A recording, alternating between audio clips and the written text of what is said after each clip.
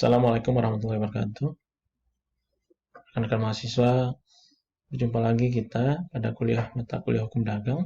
Hari ini kita membahas tentang legalisasi perusahaan.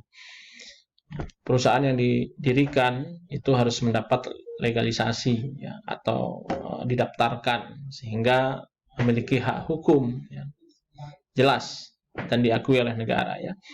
Nah, legalitas ini merupakan jati diri yang melegalkan ya, atau mengesahkan suatu badan usaha sehingga diakui oleh masyarakat.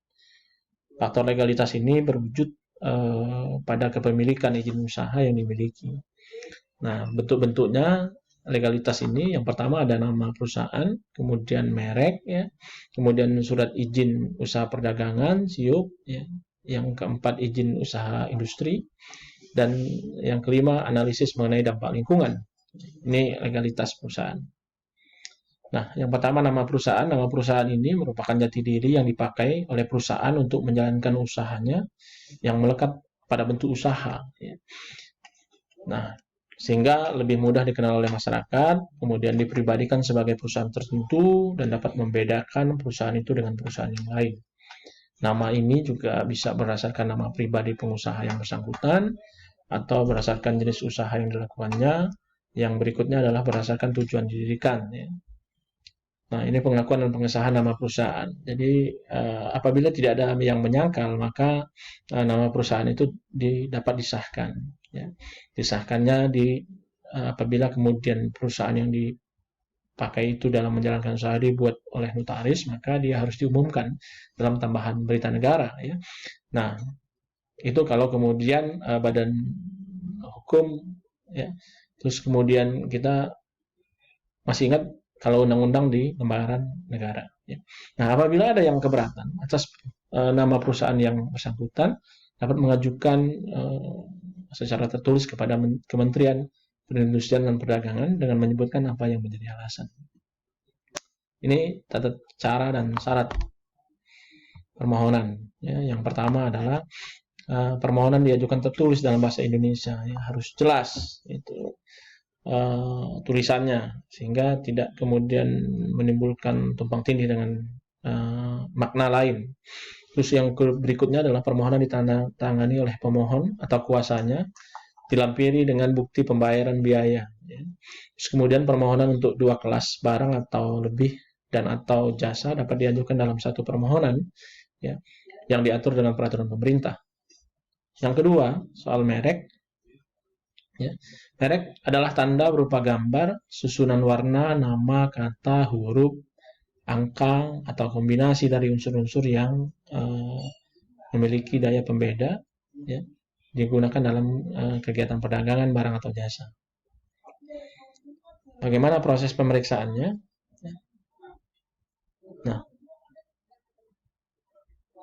pemeriksaan ini berdasarkan pasal 6 Undang-Undang Merek. Permohonan harus ditolak jika merek itu terdapat persamaan atau pokoknya atau keseluruhannya dengan merek orang lain yang sudah terdaftar lebih dahulu untuk barang atau jasa yang sejenis, atau kemudian merek yang sudah terkenal milik pihak lain untuk barang dan jasa yang sejenis.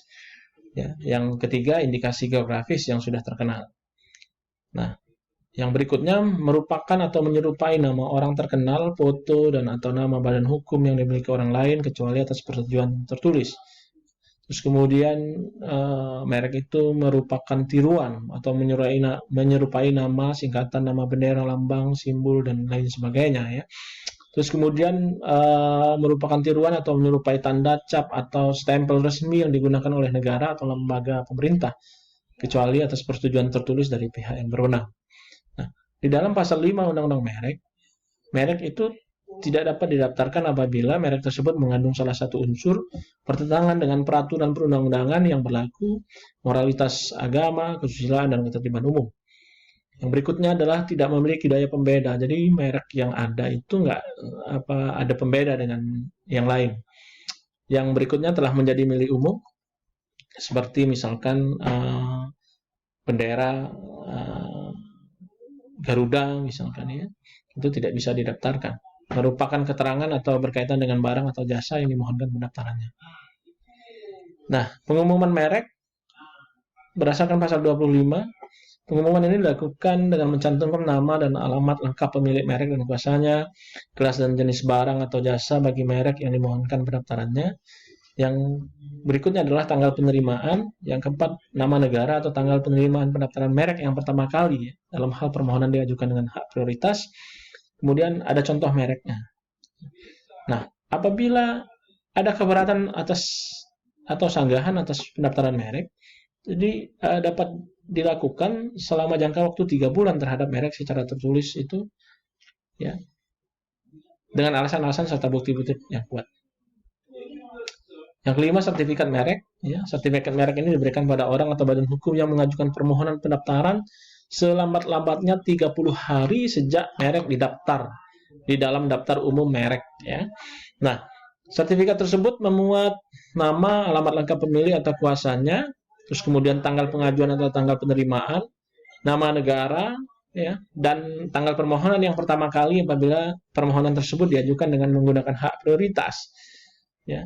Terus kemudian etiket merek yang didaftarkan, terus kemudian kelas dan jenis barang atau jasa yang mereknya didaftar. Yang terakhir adalah jangka waktu berlakunya merek. Ya, ini masuk dalam sertifikat merek. Nah, yang keenam, pengalihan atas merek terdaftar itu dapat dilakukan ya dengan pewarisan, wasiat, hibah, perjanjian atau sebab-sebab lain yang dibenarkan oleh peraturan perundang-undangan. Nah, berdasarkan pasal 43 sampai 48, pemilik merek terdaftar berhak memberikan lisensi ya, kepada pihak lain dengan perjanjian wajib dicatatkan kepada Dirjen HKI, hak kekayaan intelektual, ya, di mana pemilik merek masih tetap berhak menggunakannya dan memberikan lisensi kepada pihak lain. Nah, ini banyak ya kita lihat merek-merek yang sama di daerah satu daerah ke daerah yang lain. Itu menggunakan lisensi. Ya. Nah, yang berikutnya adalah surat izin usaha perdagangan (SIUP). SIUP ini berdasarkan SK Menperindak nomor 1458/Cap/12/84 tentang SIUP. SIUP merupakan jati diri yang dipakai oleh perusahaan untuk menjalankan usahanya secara sah atau suatu izin tertulis untuk dapat melaksanakan kegiatan perdagangan. Nah, di dalam pasal 3, tiap perusahaan yang melakukan kegiatan perdagangan diwajibkan memiliki surat izin usaha perdagangan. Jika tidak, maka ilegal dan harus ditutup. Ya. Pasal 10-nya, ya, 3 bulan setelah menjalankan usaha, perusahaan yang bersangkutan harus didaftarkan. Ya. Tata cara dan syarat penerbitan SIUP. Ya. Yang pertama, pemilik atau penanggung jawab mengajukan permohonan dengan melampirkan dokumen sebagai berikut. Yang pertama adalah kopi akta pendirian atau notaris. Ya. Yang berikutnya adalah tanda pendaftaran di pengadilan negeri atau Kementerian Perindustrian Perdagangan. Terus kemudian ada kopi situ, gangguan lingkungan, HO, ya. Ada kopi KTP, ada foto, kopi bukti pembayaran jaminan atau administrasi perusahaan. Nah, yang berwenang menerbitkan SIUP, yang pertama perusahaan kecil dan menengah itu diterbitkan oleh Kepala Dinas Penanaman Modal dan Pelayanan Perizinan Terpadu, ya, kota wilayah atas nama Memperindak. Kalau perusahaan besar diterbitkan oleh Kepala Dinas Penanaman Modal dan Pelayanan Perizinan Terpadu provinsi atas nama menteri. Yang kedua, penggolongan SIUP itu ada yang SIUP besar dengan nilai di atas 500 juta, SIUP menengah dengan nilai sampai dengan 200 juta, SIUP kecil dengan nilai di atas 200 sampai dengan 500 juta.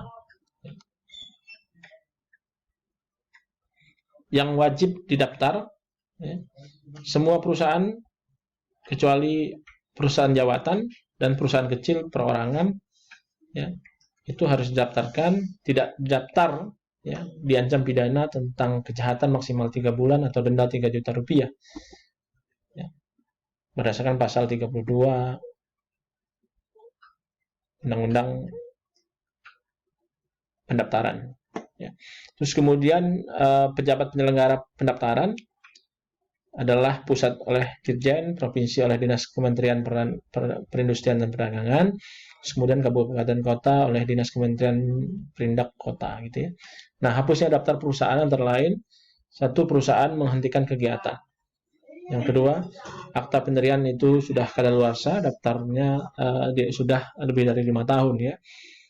Yang ketiga, dihentikan atas dasar putusan pengadilan. Masa berlaku SIUP berlaku selama perusahaan masih menjalankan kegiatan usaha perdagangan ya, barang atau jasa sejak tanggal dikeluarkan. Nah, pembukuan dan pencabutan SIUP ini, pembukuan itu dilakukan dengan alasan-alasan yang pertama, tidak ada laporan tentang penghentian kegiatan kantor cabang usaha. Yang kemudian kedua, tidak ada laporan pembukaan kantor cabang walaupun bebas SIUP tetapi harus dilaporkan ke Kementerian Perdagangan. Yang ketiga, tidak ada laporan tentang data kegiatan usaha, pembukuan. Yang keempat, tidak membayar pajak. Maka ini SIUP-nya dibukukan. Lalu, SIUP itu dapat dicabut dengan alasan perusahaan dijatuhi hukuman oleh pengadilan. Yang kedua, tidak memenuhi syarat untuk melaksanakan kegiatan perdagangan. Menyalahgunakan SIUP, misalnya melanggar larangan bidang perdagangan tentang penimbunan barang, dan lain sebagainya ya. Ini perusahaan yang dibebaskan dari SIUP, satu perusahaan cabang atau perwakilan, ya, karena yang memiliki SIUP adalah perusahaan induknya. Yang kedua, perusahaan pusat yang telah mendapat izin dari Departemen Teknis atau tidak melakukan kegiatan perdagangan. Yang ketiga, perusahaan produksi yang didirikan atas dasar Undang-Undang Nomor 6 Tahun 1968 tentang PMDN. Terus kemudian Perjan, Perum, Undang-Undang Nomor 19 Tahun 2003, perusahaan kecil perorangan, bukan badan hukum atau persekutuan, diurus sendiri keuntungannya untuk keperluan sehari-hari. Itu, saudara, yang dapat saya sampaikan pada kesempatan ini terkait dengan legalisasi sebuah perusahaan ya. Semoga bermanfaat dan saya akhiri. Wassalamualaikum warahmatullahi wabarakatuh.